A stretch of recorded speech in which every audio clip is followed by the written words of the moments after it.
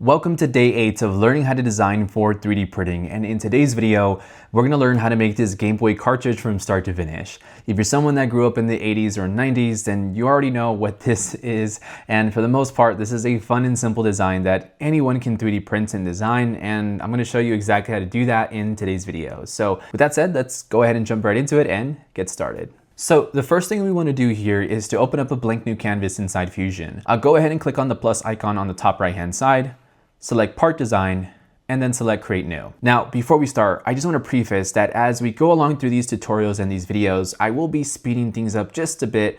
Of course, there'll still be pauses and breaks in between, and of course, I'll still explain things whenever I'm doing something within the software. But for the most part, my point with this is for you to start learning to create your own models and designs, but after some time, to kind of get the hang of the basics around the software. And once you understand the basics and understand what is what, then of course, you'll start to see what we're doing in the video, and there won't be so much spacing or too many different breaks within the video to explain every single step. So with that said, let's go ahead and jump right into it. So the first thing we want to do here is to import an image of our model. Now, I want to mention that we're not going to have this model to the exact sizing of a Gameboy cartridge. This is just purely for educational reasons, so I'm just going to mention that right out the gate. But of course, you can scale it down within your slicer if you want an exact measurement. So what I'm gonna do here is click on the canvas icon here on the top right hand side, and I'm gonna leave a link down below in the description so you can download the image, or if you prefer, you can also go on Google, look up Gameboy cartridge, and you'll find plenty of images with this model in hand. So let's go ahead and import it into our canvas, and I'm gonna find it in my computer. And what I'm gonna do now is import it into Fusion. Fusion's gonna ask us where to place it, so I'm gonna place it here at the bottom plane down below. I'm also gonna reorient it to the top, zoom in, and then press OK. The next thing we need to do here is to scale this image, because right now this image has just been imported. Fusion has no idea as to the scale of this model, and if we were to start designing this, it's gonna be very small. In fact, if we were to export this to our slicer, the way we model it just now, it's gonna be so small, in fact, that we'd have to scale it up in order to get the sizing we want. But in this video, I'm going to show you how you can actually import an image and get a better understanding as to how you can calibrate that image according to the sizing that you want. So what I'm going to do here is I'm going to go ahead and click on the canvas box here on the left hand side. Then right click on my screenshot and select this feature called Calibrate. From here, this is going to allow me to select 2 points along my image, or it can be anywhere in my canvas. And I'm going to select the top edge here of my image, then select the bottom here towards the edge.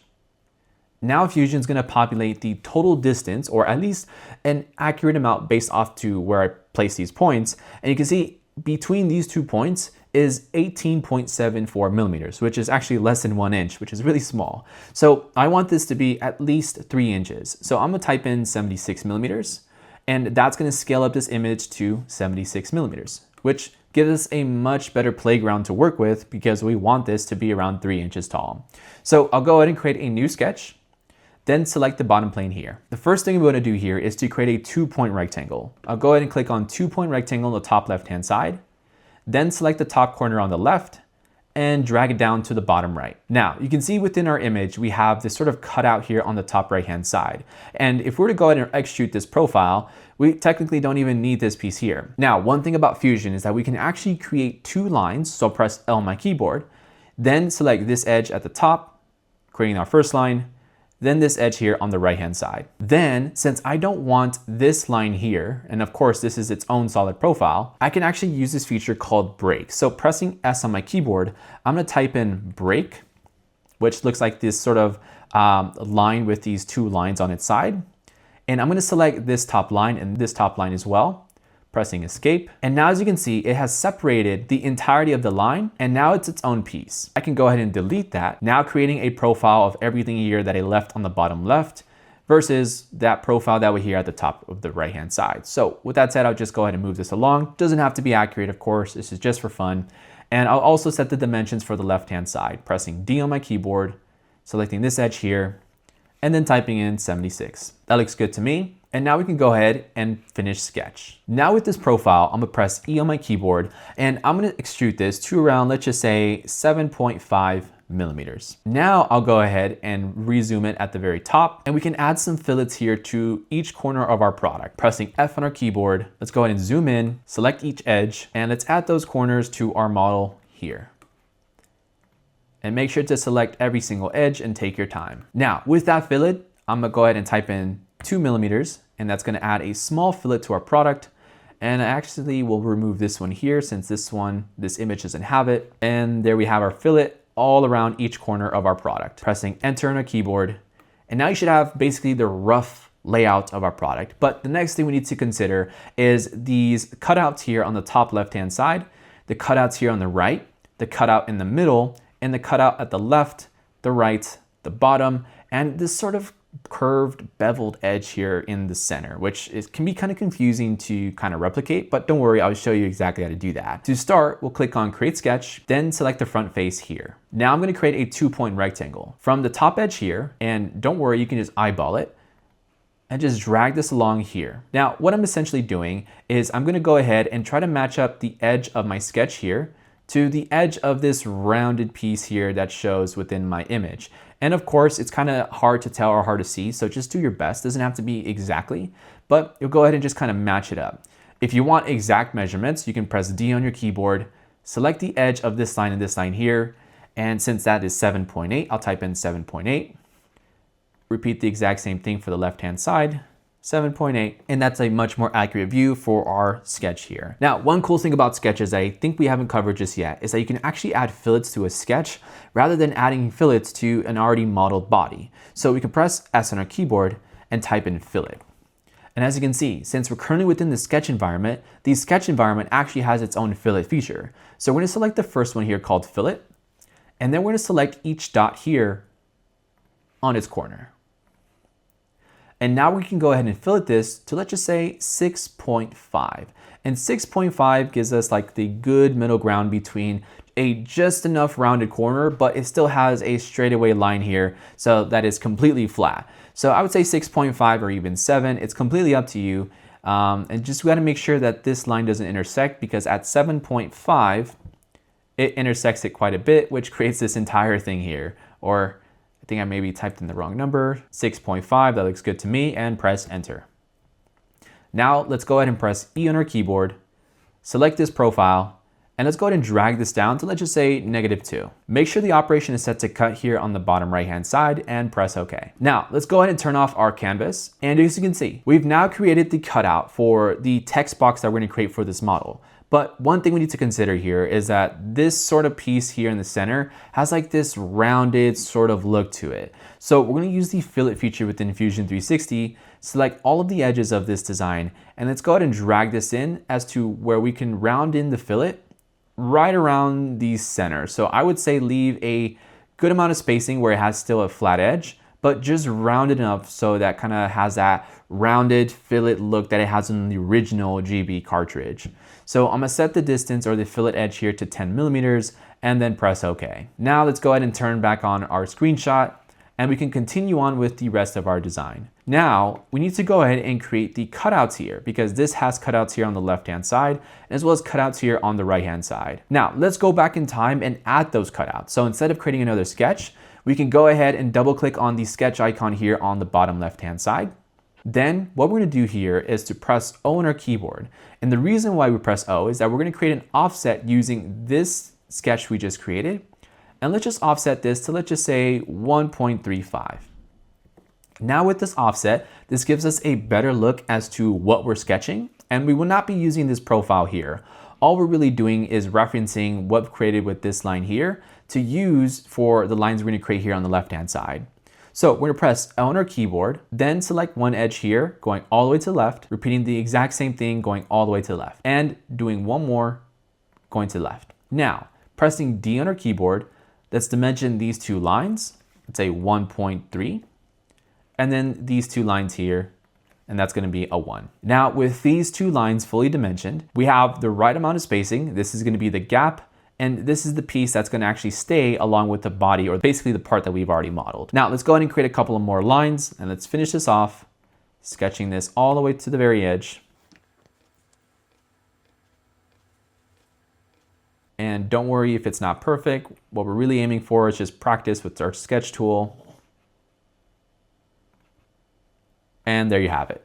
Now, with these sketches, let's go ahead and dimension that. So we'll press D on our keyboard, and what we're gonna do is that we're gonna select this edge to this edge, click on our mouse, and the cool thing about Fusion is that we can actually reference other sketches. Since we've already set the dimensions here, we can actually click on that icon there, press enter, and now this is going to be 1.3 like we have here.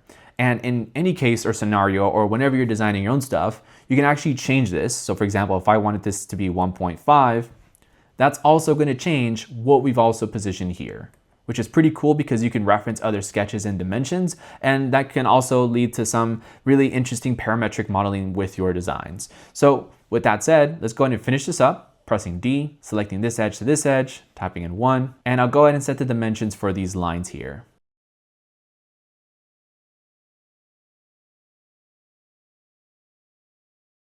Once done, I'll go ahead and click on Finish Sketch. Let's go ahead and turn on our sketches by clicking on Sketch 2. And as you can see, now we have the cutouts for our model here. I'll go ahead and select all the profiles we just made, pressing E, and I'll go ahead and drag this down. I'll drag this down to, let's just say, -5, and press OK. Let's go ahead and turn off our Sketch 2. Let's take a good look at our product. And I'd say that looks pretty good. Doesn't have to be accurate to the original model or the original design. I'm just gonna go based off of the image and try to do my very best to model it just based off of that. Now, with our design made, the next thing we need to do here is to mirror these features on the left-hand side on the right-hand side. So I'm gonna press S on my keyboard, and instead of using our origin to create that mirror, because this doesn't sit exactly in the center of our product or of our design, what I'm gonna do here is press S on my keyboard and type in mid-plane. I'm gonna press enter. Now what this is gonna allow me to do is to select one face on our product and then one face on the opposite side. And as you can see, if we were to look at the plane we just created, the mid plane, you can see this is directly in the center of our model, not the origin here. Because remember, we imported an image and then we kind of sketched out based off of the image, not based of our origin. Now, of course, we could have started our sketch from the origin, but in some instances, sometimes your product will not always sit flush with the origin. So sometimes you will need to create your own mid planes or your own sections in order to replicate some features or to even mirror features that are gonna mirror across a certain plane. So I'm gonna go ahead and create a mid plane here and press OK. Now, with that done, I'm gonna press S on my keyboard, type in mirror, and now I'm gonna go ahead and select the last feature in my timeline, select the mirror plane, which is the one we just created, and now as you can see, it's gonna go ahead and mirror these exact same features onto the right-hand side. And just to quickly show you, so don't follow along with this, is let's just say in this scenario, I did not mirror with this one that I created. Instead, I mirrored with the origin. Well, as you can see, if I were to mirror with the origin, it's gonna set the placement for these parts here towards farther to the right, which is not what we want, right? This is not an accurate look as to what we're looking for, which is why we created our own midplane with our product. We use this midplane, create the cutouts, and there we have it. Now, with that fully created, let's go ahead and turn off our plane, which is what we just created. And now we're pretty much almost done. So let's go ahead and reorient to the top. Then we can go ahead and go back to our sketch 2 because there's no need to create additional sketches, especially if we can go back in time and just reuse the sketches we already been working with. So I'll go ahead and click on the sketch here, and let's go ahead and draw out the cutout for our box in the center, the cutout here on the right-hand side. And if you need a better look to know what you're working on, you can go ahead and turn off the body so you can see. So you can see here on our body, we have this square in the center, this cutout here on the right, this cutout here on the left, and this cutout here in the center. So I'll go ahead and turn on our body once again, draw out a 2-point rectangle, just gonna draw this out here from the left to the right. Doesn't have to be accurate like I mentioned, but I'm gonna set the distance here. So let's just say from this edge to this edge, let's just say 7.8 once again. And then this edge to this edge, 7.8. I'm also gonna draw out a 2-point rectangle from this edge here all the way to the bottom. And once again, from this edge here all the way to the bottom. That looks good to me. Let's go ahead and set a dimension from this point here to the top, say 44. And then this point here towards the bottom, and that's also gonna be 44. And remember, I can reference existing dimensions towards a new sketch. Now, with that created, let's go ahead and finish this up with this piece here. Pressing L on our keyboard, I'm gonna go ahead and select the midpoint here of our design, going to the top, drawing this out to the right, then to the bottom, and let's go ahead and fillet this in by pressing S, type in fillet, select the dot here, and let's go ahead and fillet this in. I'd say 0.5 looks good. Pressing S, type in mirror, making sure to select this sort of sketch icon for mirror. And now we can select this piece here on the right-hand side, using the middle line here and mirroring this to the left-hand side and pressing OK. Let's go ahead and finish sketch. And now let's go ahead and turn back on sketch 2. Now, with this fully created, we can go ahead and select all the profiles we just made within Sketch 2. And we can extrude this to, let's just say, pressing E, -2 millimeters, and pressing cut. With that done, let's turn off Sketch 2. Let's go ahead and turn off our canvas. And now we pretty much are, I'd say 90% of the way there. Let's go ahead and add some fillets to this, pressing F. I'm gonna select every single edge of our cutout we just made. And let's fillet this in to, let's just say 2 millimeters, giving it a small fillet. And there you have it. Okay, so the last step in this process is to add the text, more specifically the wording for this. Now, you can find your own font for this. I'm gonna use this font that I found online. It's called Pretendo. So to add this, what I'm gonna do here is click on Create Sketch, then select the front face here. Now, pressing S on a keyboard, let's go ahead and type in text, select text, press OK, and I'll go ahead and drag out a box from the left-hand side going all the way to the right. Now, within these two sort of expressions here, I'm gonna go ahead and type in Nintendo. And like I mentioned, the font I'm gonna be using is called Pretendo. So I'll type in Pretendo. This is not a font that you'll have within Fusion. You actually will need to install this in your computer. So if you're interested in using that exact same font, I'm gonna go ahead and leave a link down below in the description as to where I download it. Of course, feel free to use whatever font you like. But with that said, let's go ahead and finish this up. So I'm gonna scale this up to, let's just say 8 millimeters. And then set the alignment tool to kind of match up. So I'll align this to the top and press OK. Now I'm gonna go ahead and drag this text here, and let's just say that looks good to me. So it's right in the center. Doesn't have to be exact. I'm not really aiming for a complete one-to-one replica of the model, but that looks good to me. So I'll select the text here, press E, extrude that to the top by selecting the top face here. Make sure the operation is set to join and press OK. Now, here you have it. You have your fully modeled design from start to finish, completely set up with all the details, the features, the text, and everything you need. Now, the last step here is to export this to our slicer. So before we do that, let's just go ahead and add some color to this. I'm gonna go ahead and press A on my keyboard, type in red, and let's go ahead and look for the red feature here. So I'll type in red and look for matte plastic red. Drag and drop that there, and there you have it. So let's go ahead and export this to our slicer. Right-clicking on our browser menu here, save as mesh, and export. Now, here we are within our slicer. So let's just double check to make sure everything checks out. So here we have our model.